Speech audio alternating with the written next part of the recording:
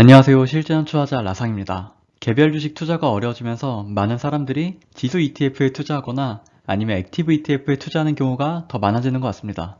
저 역시도 자산을 ETF로 배분해서 굴리고 있는데 이럴 때 가장 중요하게 생각하는 것 중 하나가 바로 수수료입니다.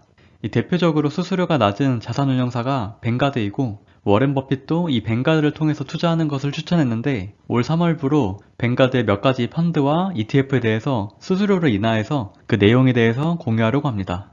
우선 앞서서 뱅가드에 대한 워렌 버핏이 언급한 내용을 보시면 2014년 2월 28일에 발행한 2013년 버크셔 해서웨이 주주서원에서 그 내용을 보실 수 있는데요.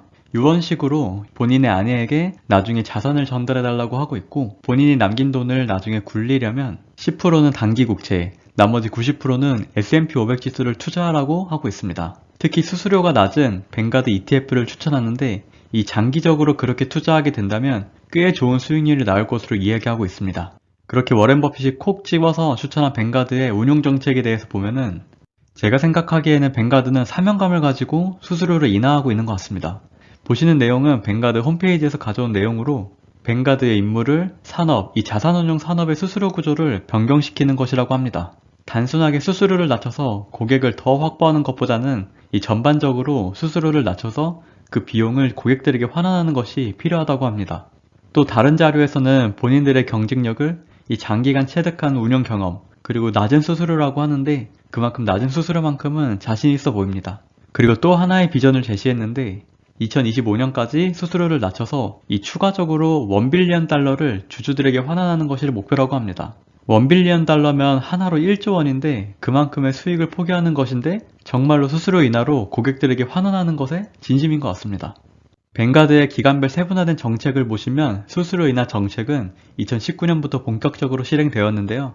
2019년부터 2021년까지는 수수료 인하로 450밀리언 달러를 세이브, 2022년에는 수수료 인하로 고객들에게 650밀리언 달러를 세이브할 수 있도록 하는 것이 목표고 2023년부터 2025년까지는 추가적으로 1빌리언 달러를 고객들에게 세이브할 수 있는 것을 목표로 삼고 있습니다.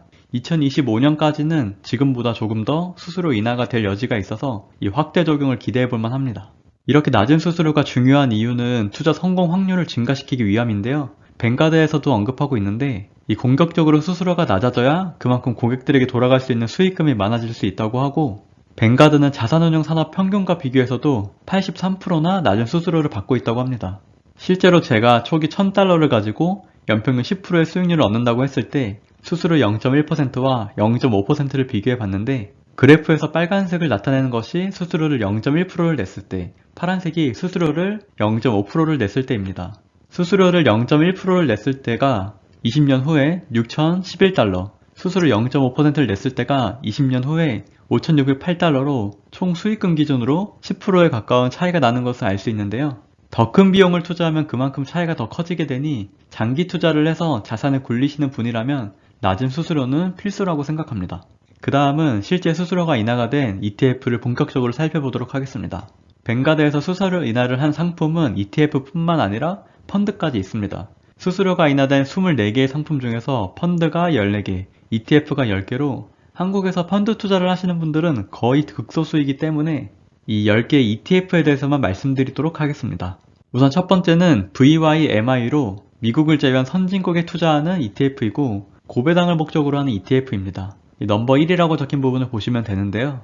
배당은 주가에 따라 달라지지만 4.3% 내외를 지급하고 있고 이전 수수료는 0.28%에서 현재는 0.22%로 수수료를 0.6%나 인하했습니다.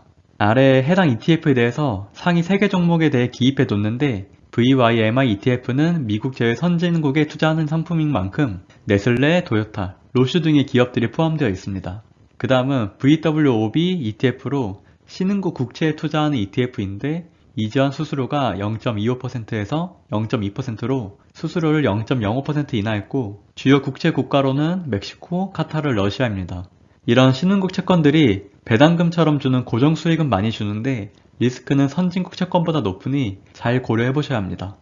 그 다음은 세 번째로 VIGI ETF로 미국을 제외한 선진국에 투자하는 ETF인데요. 7년 이상 배당 성장을 한 기업 위주로 구성된 ETF이고 배당은 4% 내외를 지급하고 있습니다. 이전 수수료는 0.2%에서 현재는 0.15%로 수수료를 0.05% 인하했고 상위 3개 종목은 VYMI ETF와 유사하게 네슬레, 로슈, 노바티스입니다. 배당을 4%나 주는 게 좋기는 하지만 투자에는 큰 매력은 없어 보이는데요. 많은 사람들이 투자하는 10년 이상 배당 성장 ETF인 VIG ETF가 수수료를 0.06% 받고 있는데 이 VIGI의 수수료인 0.16%는 상대적으로 높아 보입니다. 네 번째는 VESS ETF로 미국을 제외한 글로벌 소형주에 투자하는 ETF인데요. 이전 수수료가 0.11%에서 0.07%로 0.04% 인하했고 상위 3개 종목은 WSP, 퍼스트 퀀텀 미네랄, 오픈텍스트라고 하는데 저에게도 굉장히 생소한 기업입니다. 다섯 번째는 VW ETF로 신흥국의 전체 주식에 투자하는 ETF인데요. 참고로 한국은 제외된 ETF입니다. 이전 수수료가 0.1%에서 현재 0.08%로 0.02% 인하되었고 상위 종목은 대만과 중국 기업들로 이루어져 있고 상위 3개 종목은 TSMC, 텐센트, 알리바바입니다. 여섯 번째는 VEU ETF로 미국을 제외한 글로벌 시장의 중대형주에 투자하는 ETF이고 이전 수수료가 0.08%에서 현재 0.07%로 0.01%만 인하되었고 상위 3개 종목은 굉장히 WO ETF와 유사한데 텐센트, 네슬레, TSMC입니다. 일곱 번째는 VTEB ETF로 미국 지방채에 투자하는 ETF이고 수수료는 이전 0.06%에서 0.05%로 인하되었고 미국 지방주는 뉴욕, 텍사스, 플로리다 등입니다. 여덟 번째는 VNDX ETF로 미국을 제외한 글로벌 종합채권인데요.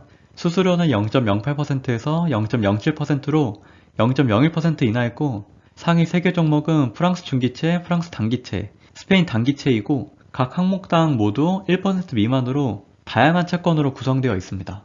아홉 번째는 VXUS ETF로 미국을 제외한 글로벌 주식 ETF인데요. 수수료는 0.08%에서 0.07%로 0.01% 인하했고 상위 3개 종목은 TSMC, 텐센트, 네슬레입니다. VXUX ETF는 한국 시장도 포함하는데 비중 기준으로 4위에 삼성전자도 포함되어 있습니다. 마지막 열 번째는 VT로 많은 분들이 알고 계시는 글로벌 전체 주식에 투자하는 ETF인데요. 수수료는 이전 0.08%에서 0.07%로 0.01% 인하했고 상위 3개 종목은 미국 시장도 포함하기 때문에 애플, 마이크로소프트, 아마존입니다. 수수료 인하된 ETF로만 워렌 버핏이 추천한 포트폴리오를 구성하려면 전체 주식에 투자하는 VT의 90%, 미국 지방채에 투자하는 VTEB의 10% 정도 투자하면 대략적으로 맞출 수는 있는데요.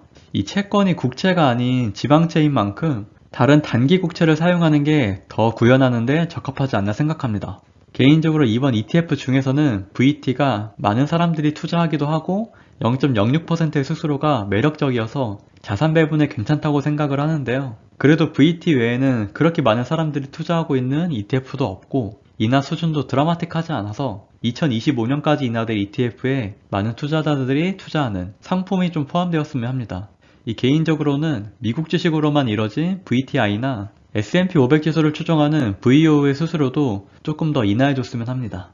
시장이 최근 너무 좋지가 않아서 투자에 대한 관심이 많이 떨어지셨을 것 같습니다. 이럴 때일수록 자산 배분에 대한 관심과 기업 공부를 하면서 시간을 버텨야 한다고 생각합니다. 아무쪼록 이 위기를 현명하게 견디셨으면 하고 오늘도 시청해주셔서 감사합니다.